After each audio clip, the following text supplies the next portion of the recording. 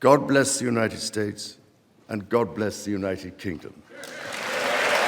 გაერთიანებული სამეფოს მეფემ ჩარლზ მესამემ ამერიკის შეერთებულ შტატებში ვიზიტის ფარგლებში კონგრესს სიტყვით მიმართა და შეახსენა, რომ ნატომ კოლექტიური თავდაცვის მექანიზმი ისტორიაში ერთადერთხელ 11 სექტემბრის შემდეგ აამოქმედა.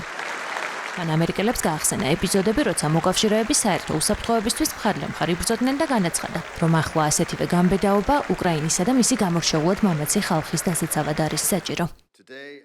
ისტორიულ სიტყვაში მონარქმა ვრცლად ისაუბრა ბრიტანულ-ამერიკულ ურთიერთობებსა და მათ მნიშვნელობაზე, იმაზე, რომ განსხვავებების მიუხედავად ორი ქვეყანა საკმაოდ საკითხებში ერთიანია. ამასთან მეფემ ხაზი იმასაც გაუსვა, რომ ბრიტანულ-ამერიკული ალიანსი მხოლოდ წარსულ მიღწევებს ვერ დაეღრდნობა. კონგრესში გამოსვლისას მან დიდი ბრიტანეთის პრემიერ-მინისტრის დონალდ ტრამპის მიერ მკაცრად გაკრიტიკებული კირ სტარმერის სიტყვები მოიშველია და თქვა, რომ ორი ქვეყნის პარტნიორობა შეუცვლელია და რომ ის, რაც მოკავშირეებს ბოლო 80 წლის განმავლობაში აძლიერებდათ, დავიწყებას არ უნდა მიეცეს.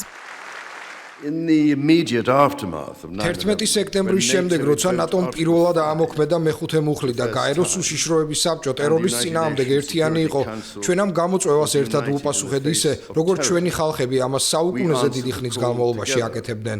მხარდამხარ ორ მსოფლიო ომში, ცივი ომის პერიოდში, ავღანეთში და იმ მომენტებში, რომლებაც ჩვენი საერთო უსაფრთხოება განსაზღვრა. დღეს კი ბატონო სპიკერო, ასეთივე ურყევი გამბედაობაა საჭირო უკრაინისა და მისი გამორჩეულად მამაცი ხალხის დასაცავად. ჩვენ დიდი გაურკვევლობის ჟამს ხვდებით ერთმანეთს კონფლიქტების პერიოდში ევროპიდან ახლო აღმოსავლეთამდე.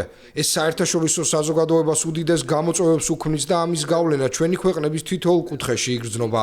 ასევე ჩვენ ერთმანეთს იმ ინციდენტის შემდეგ ხვდებით, რომელიც ამ დიდებული შენობიდან არც თუ ისე შორს მოხდა და მიზნად თქვენი ქვეყნის ხელმძღვანელობისთვის ზიანის მიყენებასა და კიდევ უფრო დიდი შიშისა და უთანხმოების გაღვივებას ისახავდა.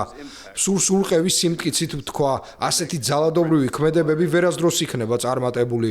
რამდენადაც არ უნდა განსხვავდებოდეთ ერთმანეთისგან, როგორიც არ უნდა იყოს ჩვენ შორის არსებული უთანხმოებები. ჩვენ ერთიანები ვართ დემოკრატიის დაცვისა და ჩვენი ხალხის უსაფრთხოების უზრუნველყოფისადმი ერთგულებაში. და მათ პატივისცემაში, ვინც ჩვენი ქვეყნების სამსახურში საკუთარ სიცოცხლეს ყოველდღიურად რისკავს. დღეს, როცა აგვდგავარ, შეუძლებელია საკუთარ მხრებზე ისტორიის სიმძიმეს არ ვგრძნობდე, რადგან ჩვენი ქვეყნებისა და ხალხების თანამედროვე ურთიერთობა არა მხოლოდ 250 წელს, არამედ 4 საუკუნეზე მეც მოიცავს. არაჩვეულებრივია იმაზე ფიქრი, რომ მე მე-19 ვარ ჩვენს მონარქებს შორის, რომელიც ყოველდღიურად აკვირდება ამერიკის საქმეებს.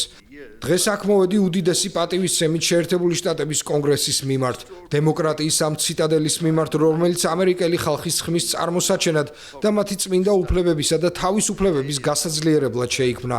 დებატებისა და განხილვის ამ სახელგანთქმულ დარბაზში საუბრისას არ შემიძლია არ გავიხსენო ჩემი გარდაცვლილი დედა, დედოფალი ელისაბედი, რომელსაც ასევე მიენიჭა ეს განსაკუთრებული პატივი და 1991 წელს თავისუფლების ქანდაკების ფხიზელი თვალის ქვეშ წარმოთქვა სიტყვა.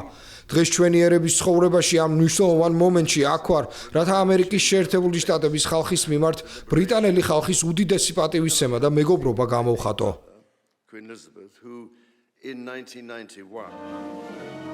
კონგრესში სიტყვით გამოსვლის შემდეგ მეფე ჩარლზისა და დედოფალი კამილას პატივსაცემად თეთრ სახლში ვახშამი გაიმართა. აქ პრეზიდენტმა დონალდ ტრამპმა, რომელმაც მანამდე ისიც განაცხადა, რომ დამოუკიდებლობის გამოცხადების შემდეგ ამერიკის შეერთებულ შტატებს ბრიტანელებზე ახლო მეგობარი არასდროს ყოლია, ორ ქვეყანას შორის არსებულ ურთიერთობებზე კიდევ ერთხელ ისაუბრა და მეფე ჩარლზის მიმართ კვლავ დიდი პატივისცემა გამოხატა.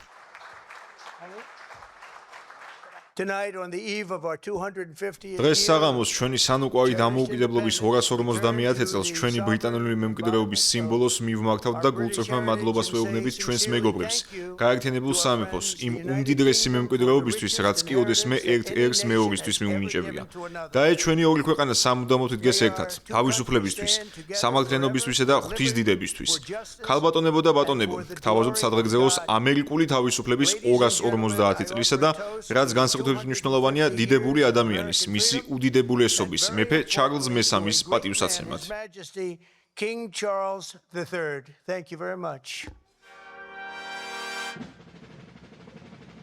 ჩარლზ მესამის ვიზიტი ამერიკის შეერთებულ შტატებში, ლონდონისა და ვაშინგტონის ურთიერთობებისთვის განსაკუთრებით რთულ პერიოდს ემთხვევა. პრეზიდენტ დონალდ ტრამპსა და პრემიერ-მინისტრ კირ სტარმერს შორის ბოლო თვეებში ურთიერთობა მნიშვნელოვნად გამწვავდა. მიზეზი დონალდ ტრამპის მიერ ირანის ომისთვის საერთაშორისო მხარდაჭერის მობილიზების მცდელობაზე კირ სტარმერის წინააღმდეგობა იყო. მეფე ჩარლზი ვაშინგტონში ორშაბათს დედოფალ კამილასთან ერთად ჩავიდა. სამეფო წყვილი ვიზიტის ფარგლებში ნიუ-იორკსა და ვირჯინიასაც ეწვევა.